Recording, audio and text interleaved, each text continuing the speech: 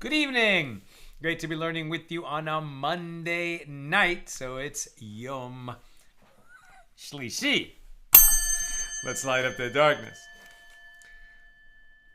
Usually it's still the daytime, but now the clocks have changed.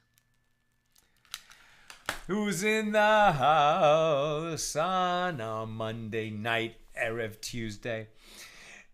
Stephen in New Hampshire, Yehud in South Carolina, Bella in Florida, Melissa in Great Neck, Sharon in New Jersey, Guy in Ohio, Shandora in the Bronx, Tom in PA, Paula, Joe in the Inland Empire, Lucy in Minnesota, Lorraine in Texas, Ella in Southern California, Frank in San Pedro, Jaime in Florida, Aoife in Florida, Alan in New York City, Tim in Juneau, Alaska. Welcome, Tim. I guess it's been dark for a few hours there. Marjorie in Georgia. Welcome, everybody. Our daf tonight is sponsored by our very own Stephen Giger. Beautiful, simple dedication in honor of the Accidental Talmudist community. Thank you so much, Stephen, for enabling us to share more Torah with more people around the world. In the merit of that, may you and all your loved ones be showered in blessings. And we say, Amen.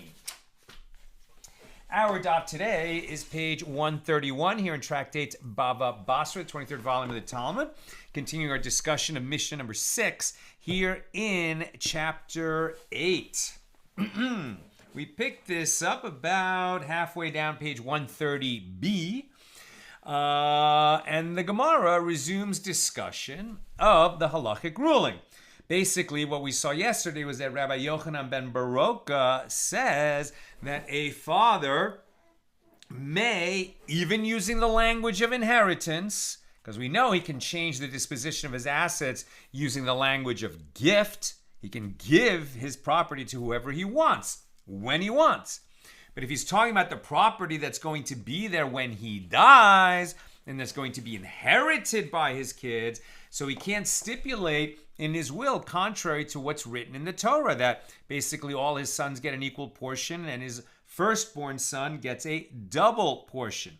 But, says Rabbi Yochanan ben Baroka, and it is the law, even using the language of inheritance, he can apportion more of his assets to one of his sons, even remove the double portion of the firstborn, so long as the people who are getting the property are fit to inherit it. They have to be his heirs.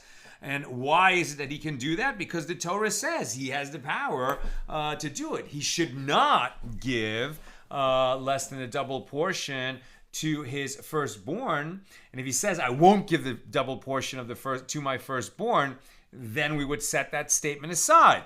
But if he simply says that all my property goes to so-and-so, one of my sons, then he does have the power to do that. Even if perhaps he shouldn't have done it, he does have the power to do that. So we're continuing that discussion.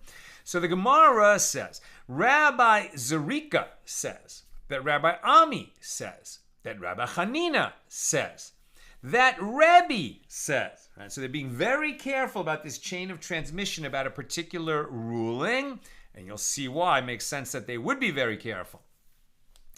The halacha, right? So the law that we follow, the halacha is in accordance with the opinion of Rabbi Yochanan ben Baroka. He can do this. The father can redistribute his assets as he wishes among his heirs using the language of inheritance.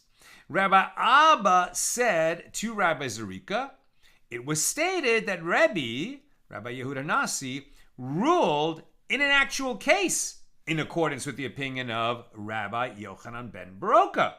Well, it sounds like they're saying the same thing. All of these sages said, we follow the law of Rabbi Yochanan ben Baroka. And Rebbe, in an actual case that came before his rabbinic court, ruled in accordance with the opinion of Rabbi Yochanan ben Baroka. But the Gemara asks, with regard to what principle do they disagree? Since both Rabbi Zerika, with this long chain of transmission, but Rabbi Zerika is telling us that we follow the ruling of Rabbi Yochanan ben Zerika, Rabbi Yochanan ben Baroka, and Rabbi Abba says we follow the law, we follow the opinion of Rabbi Yochanan ben Baroka, as Rebbe did in a practical case. So since both Rabbi Zerika and Rabbi Abba agree that the law is in accordance with the opinion of Rabbi Yochanan ben Baroka, why did Rabbi Abba state that Rebbe ruled as much in an actual case?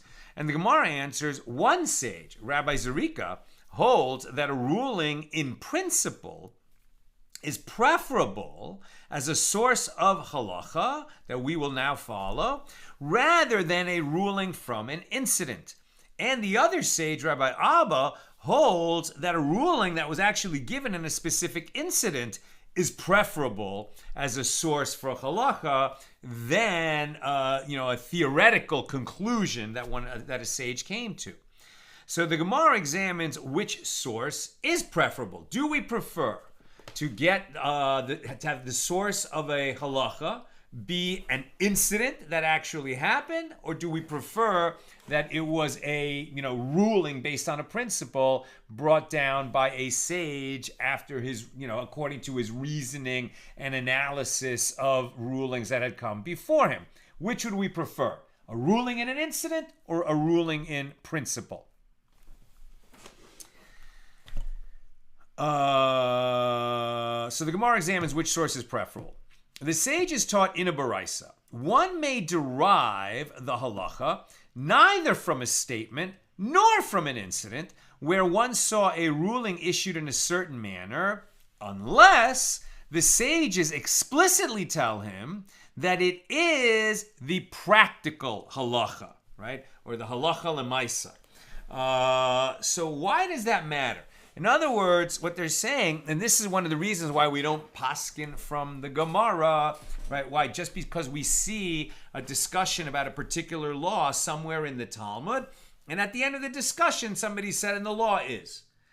And even then, we don't say, well, maybe the law didn't end up there, because maybe there was another discussion in another tractate in the Talmud that contradicts this, and we're not sure which one we follow. That's why we go to a code of Jewish law, of actual halachas, like Shulchan Aruch, where somebody else, much greater than us, already did this analysis, read the entire Talmud, saw what the Rambam ruled, 500 years after the Talmud ended, 600 years, or maybe 700 years. And that's how we know what the law is today, because it is very tricky. So this is kind of part of that body of law of how the halacha ends up being the halacha. Because even though there's a discussion of a particular subject somewhere in the Talmud, there might be another discussion, there might be a reason that it was overruled later, and we might miss that. Now here it's saying, well, we don't assume that because there was a ruling somewhere in the Gemara, that is the law, unless a sage says, and this is the law in practical cases, the practical halacha, unless it's explicitly stated that way. And if he asked the sages and they told him the practical halacha, so he may go and act upon the ruling in those circumstances, provided that he does not compare between cases and apply the ruling to other circumstances. Wait, what? And the Gemara immediately says, what is the meaning of the statement, provided that he does not compare? But don't we compare cases throughout the entire Torah? The main method of halakhic derivation is through comparing cases where the law was already established where the law was already established, and we compare that to cases where the law is unclear so that we can figure out what the law should be. What do you mean you can't compare cases?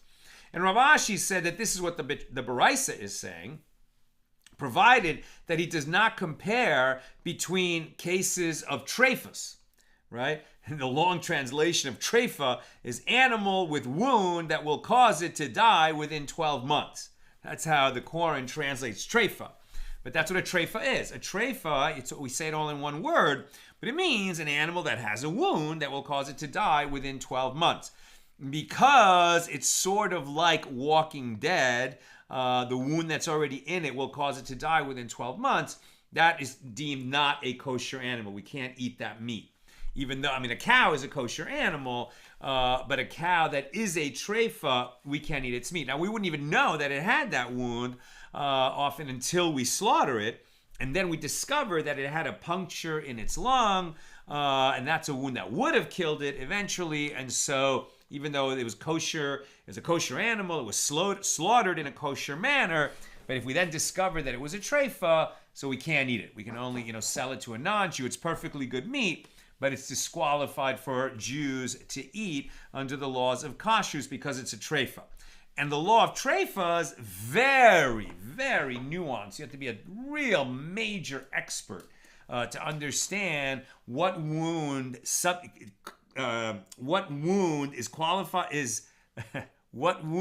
categorized as a treifa. An animal with what particular wound would be categorized as a treifa and what animal would not. Because, as we shall see, that they shouldn't compare wounds from one animal to another, and why? And this is as it is taught in the Baraisa. With regard to treifas, one does not say that this wound is similar to that wound. Every type of wound has its own halachas, its own laws. And do not wonder about this principle, as there are organs with regard to which, if one cuts it from here, i.e. one side of the organ, we say it's a treifa. The animal will die within 12 months. But if it's cut on the other side of the same organ, the animal will live, and it won't be a treifa. So you have to be a top expert to determine if an animal is a treifa. So just because you understand the principle, you can't go making rulings, halakhic rulings about treifas. But in, sounds like every other area of the law, you can compare as long as the cases are similar enough and you're a competent dayan, a competent posek, right? A rabbi who's able to issue halakhic rulings, which requires a very high degree of competence. Rabbi Asi said to Rabbi Yochanan, when the master, meaning Rabbi Yochanan, says to us, this is the halacha, should we act upon the ruling? And Rabbi Yochanan said, no, do not act upon the ruling unless I say it is a practical halacha, halacha lamaisa. Meaning, it's not just that I determine that this is the halacha in the case before me, but that this is a halacha you can rely on in similar cases going into the future. Rava said to Rav Papa and to Rav Huna, the son of Rav Yehoshua, when a legal ruling of mine comes before you and you perceive a refutation of it, do not tear it up unless you come before me to discuss it. If I have a valid explanation, I will tell you. And if not, I will retract my ruling. If a ruling of mine comes before you after my death, when you can no longer discuss it with me, do not tear it up, but do not learn from it either. I.e., do not rule in accordance with it. Do not tear it up, as had I been there, perhaps I would have told you a valid explanation that you would have accepted. But do not learn from it either, as a judge has only what his eyes see as the basis for his ruling. One must rule according to his own understanding. Now we're on page 131a. Rava raises a dilemma. In the case of a healthy person who bequeaths his estate to one of his sons, how should the court rule? Should it be reasoned that when Rabbi Yochanan ben Baroka says that the bequeathal is valid, he said so specifically with regard to the case of a person on his deathbed, since he is capable of bequeathal. As the verse, in the day that he causes his sons to inherit, a person on his deathbed doesn't have to put it in writing. He's able to speak what he wants, the disposition of his assets in front of witnesses, and we follow it because he's on his deathbed. From which the validity of this bequeathal is derived. Do we say that this is referring specifically to the time of one's death? But in the case of a healthy person, he did not say his ruling? Or perhaps he stated his ruling even in the case of a healthy person? Right? Do we say that at least by oral statement, you can only give all of your estate to one of your sons if you're actually on your deathbed, but that a healthy person, we don't allow that? Or do we say that a healthy person can do that too? And Rav Misharshia said to Rava, Come in here a resolution of your dilemma from a Baraisa. As Rabbi Nassan said to Rebbe, you taught in your Mishnah according to the opinion of Rabbi Yochanan ben Baroka. As we learned in the Mishnah, Kesuvos 52b, if the husband did not write for her in her marriage contract, any male children you will have from me will inherit the money of your marriage contract in addition to their portion of the inheritance that they received from me together with their other brothers. Like, in other words, if a man has two wives, so some brothers, all the brothers will share in the estate that the father leaves, but only the brothers who are the son of this particular mother, right, this particular wife, will receive as an inheritance her marriage contract if she predeceases her sons. Then her sons inherit that payment of her marriage contract. And this is a kind of standard clause in a ketubah. So again, if the husband did not write in her ketubah, any male children you will have from me will inherit the money of your ketubah in addition to their portion of the inheritance that they receive together with their brothers. If he didn't say that in the ketubah, he is nevertheless obligated as though he had written it in her ketubah. Why? Because it is a stipulation of the court that her sons will receive this payment. And consequently, it takes effect even if it is not explicitly stated. So this Mishnah is in accordance with the opinion of Rabbi Yochanan ben Baroka, that one may add to the share of some of his sons at the expense of the others, since they will get the payment of this marriage contract that would have been owed to their mother. And Rebbe said to him, we did not learn that the male children she has from him will inherit the money of the marriage contract. That version is not accurate. Rather, we learned that they will take the money of the marriage contract as a gift, not as an inheritance.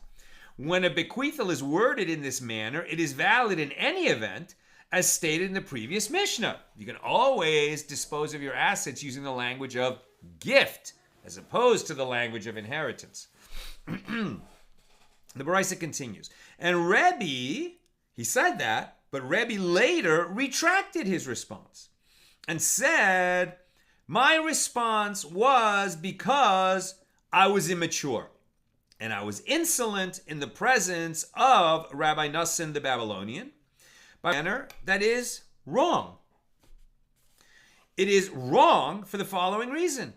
But since we maintain that concerning an obligation detailed in a marriage document ensuring inheritance rights of a woman's male children, the beneficiaries did not repossess liened property that has been sold, meaning this is how we categorize different types of property that are going to be part of an inheritance or not, whether the creditors of the deceased can come and claim the payment for the money that is owed to them from the heirs of the deceased.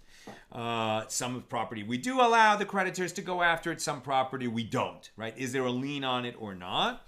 But since we maintain that concerning an obligation detailed in a marriage document ensuring inheritance rights of a woman's male children, the beneficiaries did not repossess lien property that has been sold.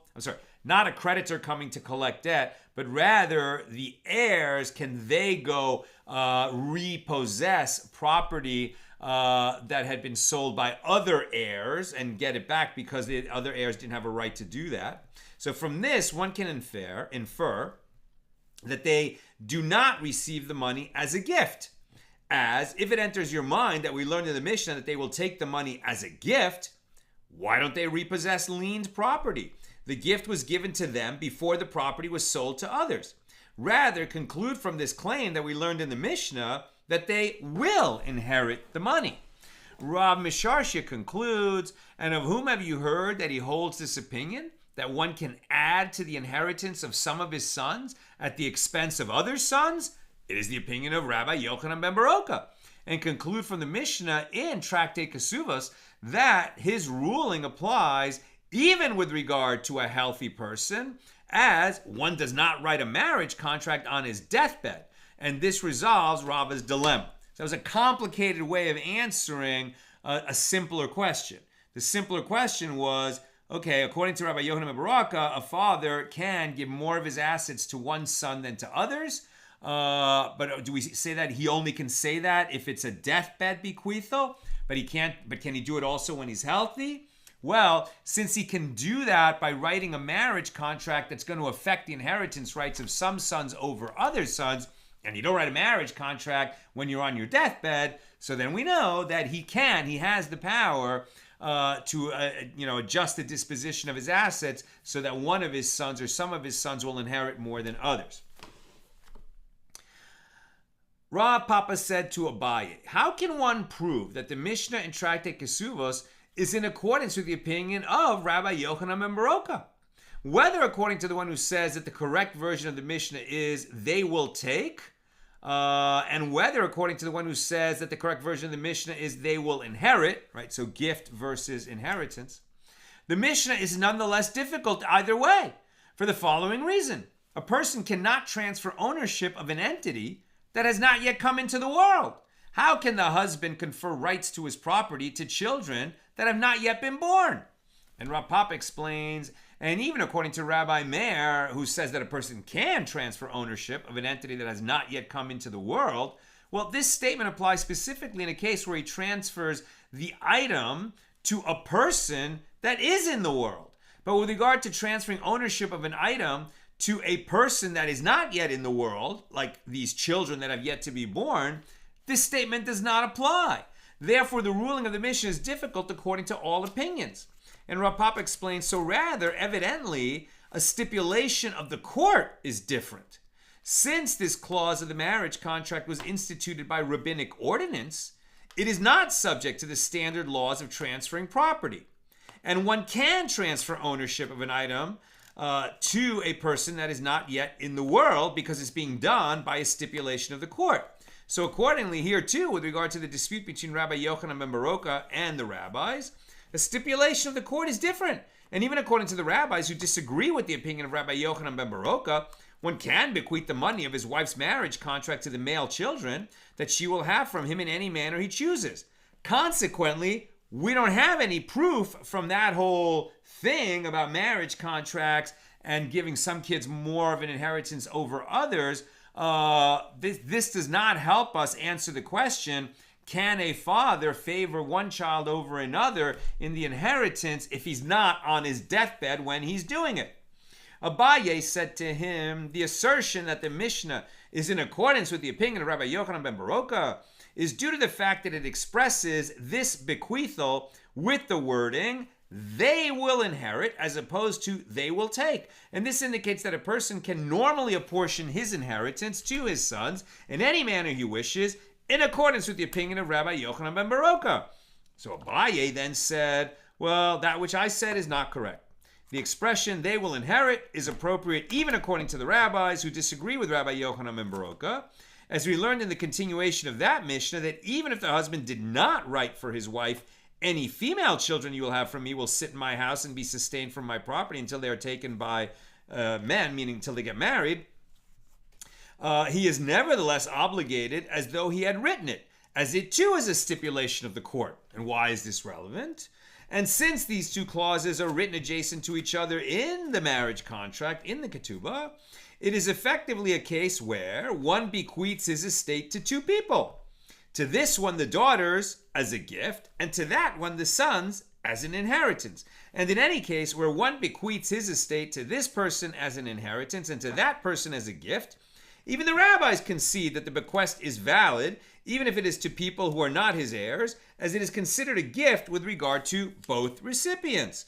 And Rav Nachumi, and some say it was Rav Hanania bar Minyumi, said to Abaye, and now on page 131b, from where do you conclude that both clauses, the one for the benefit of the sons and the one for the benefit of the daughters, were instituted by one court and are therefore each read in light of the other? Perhaps they were instituted at different times by different courts, and they are unrelated to each other. Accordingly, the wording of the gift and the wording of the inheritance are not part of the same statement, and as we learned yesterday, if the words, I'm giving him as a gift and I'm giving this as an inheritance, if those things are close to each other, either in his oral statements or in his written document, then we allow the language of inheritance to contradict what's in the Torah, because it's being modified by the language of gift, and gift, people can dispose of their assets however they want. But if those things are separate, either among his oral statements or among the clauses of his document, then any language that's written in the wording of inheritance, right? Any disposition of assets written in the language of inheritance, which contradicts what the Torah says, firstborn gets double portion, the rest of them get equal portions, we don't listen to it, right? The language of gift is able to modify that because it's a gift. He can do whatever he wants with his property during his lifetime. But in terms of inheritance, we are going to follow Rabbi Yochanan ben Baroka as long as it's reapportioned among the heirs. But we're wondering, does that work only at the time of the deathbed bequest or at any time when he's healthy? And we're still working on that. The Gemara answers, this possibility should not enter your mind, as that it was written by separate courts and therefore the language of gift and inheritance are unconnected. This should not enter your mind, as the former clause of that Mishna in Tractate Kesuvos, page 49a, teaches a father is not obligated to provide his daughter's sustenance. This interpretation was interpreted by Rabbi Elazar ben Azariah before the sages of the vineyard in Yavne, since the sages instituted that after the father's death, the sons inherit the sum of money specified in their mother's marriage contract, and the daughters are sustained from their father's estate. These two laws are equated, just as the sons inherit only after their father's death, not during his lifetime, so too the daughters are sustained from their father's property only after their father's death. And the Gemara explains, granted, if you say that the two clauses were instituted by one court, this is the reason that we derive the laws of one ordinance from the laws of the other, under the assumption that a court institutes ordinances in a consistent manner. But if you say that they were instituted by two distinct courts operating in different periods, how can we derive the laws of one ordinance from the laws of the other? Sounds good, complicated, but sounds good. And the Gemara says, nah. Rejects this explanation. From where is it assumed that they were instituted by one court? Actually, I will say to you that perhaps the two clauses were instituted by two separate courts. And nevertheless, Rabbi Elazar ben Azariah derived the laws of one ordinance from the laws of the other ordinance. Why? Because the latter court presumably instituted its ordinance in accordance with the format of the earlier court, so that one should not ask about contradictions between one ordinance and the other ordinance. And with regard to the laws of inheritance, there's no reason to read the two clauses in light of the other. Rav Yehuda says that Shmuel says, a person on his deathbed who writes a document granting all his property to his wife has merely rendered her a steward. And the assumption is that he did not intend to deprive his heirs of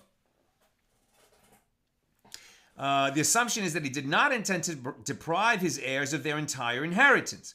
Rather, he intended to appoint her as a steward in charge of the property so that the heirs will honor her.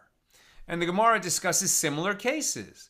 It is obvious that if one writes a document granting all his property to his adult son, he does not intend to give him the entire inheritance, but rather to have him distribute it among his brothers. Rather, the father has merely rendered this adult son a steward on behalf of his brothers. If he writes it to his minor son, then what is the law? Is it still assumed that his intention was to appoint him as a steward? Or is that implausible since a minor boy is not yet capable of assuming this position, and therefore the father apparently intended to bequeath to him the entire inheritance? It was stated that Rav Chanilai Bar Idi says that Shmuel says that even if one wrote a document granting all his property to his minor son, who is lying in his crib, he does not receive the entire inheritance. Rather, the father presumably intended to appoint him as a steward when he reached adulthood, so that the other heirs would honor him. I'm almost done. Questions or comments, please get them in now. And the Gemara states it is obvious that if one wrote a document granting all his property to his son and another person, so he intended to give the other person half the property as a gift, and to appoint his son as a steward to oversee the property of his brothers, with whom he shares the other half. So similarly, if he wrote a document granting all his property to his wife and another person, he intended to give the other person half the property as a gift and to appoint his wife a steward to oversee the other half of the property for his sons. And furthermore, it is obvious that if one wrote a document granting all his property to his betrothed wife, whom he did not yet wed, or to his former wife, whom he had divorced, he intended to give it to them as a gift, as he had no reason to have his heirs honor them. So in that situation, given the particulars of this situation, we assume he did mean it to give it all to one person. Whereas in that other situation, because of the circumstances, we assume he did not mean to give it all to that one person. A lot of nuance here. We would never want to rely on our own understanding of these Gemaras. We'd need the aid of a highly expert rabbi in these matters of inheritance. Okay, Bill, can someone divide their estate into both inheritance as gift, as long as the inheritance section follows the Torah's requirements? Yes. Say a man had both a central estate, but also owned a variety of dispersed properties that were relatively far apart from each other. Can the man say in his will, my sons will inherit my central estate, dividing it equally with the eldest receiving a double portion, but they will not inherit my dispersed property. I gift those properties, I gift them all my dispersed property, dividing it equally among them. Well, I see. So you're saying, well, first of all, because it's the language of gift, even though it involves his sons and inheritance, anything that he says in the language of gift is valid, right? Because you can gift however you want. Then, because he said gift and inheritance in the same document, even the stuff that's by inheritance, we're going to follow that. Because of the principle we already learned about gift and inheritance language in the same place. We almost don't need to rely on the ruling of Yochanan ben Baroka, where he would have just simply said, I hereby want, my sons to inherit equally all my property, right? And then that does away with the double portion, which apparently we follow that. Maybe the father shouldn't have done it, but we follow it if we follow the ruling of Yochanan ben Baroka, and that is the law. So I think for all these reasons, we would do what you said in your situation. Sharon, if a portion of the would-be inheritance is gifted to someone, is the balance of the inheritable property then divided into portions with the eldest getting 2 of those? Yes. Yes, right? Because in other words, what you're saying is he gifted some portion of the estate. Okay, the gift is a gift. Whatever's left, he didn't account for in his will. So then it just falls to the regular laws of inheritance, which would be divided among the sons. Oldest gets a double portion. If they have sisters, they're responsible to sustain their sisters until they're married and, go and be sustained by their husbands. Tom, can you give orally and then retract orally? Can you write a will, but then later change it orally? Great question. About giving orally and retracting orally, for sure. We learned that the only thing that you can't retract orally is if you committed the sin of avodah zarah or if you betrothed a woman. But we also learned that if you give orally and then you retract orally, the retraction has to come right on the heels, within a short space of time, just the time it takes to say a few words after the oral gift. And if the retraction comes too late, then no, the gift is a gift. Now that's if you made a gift that, like, I give. And so now the gift is done. But if you say, I give, upon some event that will happen in the future, and that event hasn't happened yet, then presumably you can retract that even later. I think. I could be wrong, but that's my impression. Now, if you write a will and then later change it orally, I would say probably you cannot do that unless you're on your deathbed. And then you can do it orally so long as it's properly witnessed and other conditions are met. I'm not a poskening rabbi, so I could be wrong. But that, based on what we've learned so far, that's my impression. Jonathan, I love what Rava said to Rav Papa and Rav Huna. It basically boiled down to, if you have an issue with what I said and how I ruled, tell me and we'll talk about it. And if I'm gone, then the Torah is in your hands, and you should decide for your own generation. Sort of like Moses saying, it is not in heaven nor across the sea, etc. It is in your mouths to do it, right? It's exactly right. I mean, it's great. He's saying, look, if you hear something that contradicts, give me a chance to work it out with you, because maybe you still have something to learn from me. You might be making a mistake thinking that what you just heard contradicts what I said. But if I'm no longer alive, well, then I want to empower you to be confident and make rulings, because the last thing that your congregations need is wishy-washy judges. Joseph, I learned about Yonasan ben Uziel, the student of Hillel, and his gifted inheritance. Has this precedent been spoken of yet? By the way, my fiance loved When Do We Eat? Wonderful. That's the first movie that Nina and I wrote and I directed, When Do We Eat. I'm so glad you love it, and I recommend it to everybody. And in fact, it's going to be playing at the Atlanta Jewish Film Festival, where our new movie, Guns N' Moses, is playing. We're going to have 2 movies in the festival because it's the 20th year anniversary of When Do We Eat, which also played at the Atlanta Jewish Film Festival. So watch for that. That date has not been set yet, but it is happening. As for the gifted inheritance to Yonasan ben Uziel, Joseph, I'm embarrassed. I feel like I should know that on the tip of my tongue, and I don't know it, so I apologize. That's what I've got for us tonight, and with God's help, we'll be together again tomorrow, Tuesday, at the regular time, 6 p.m. Pacific. Have a great night.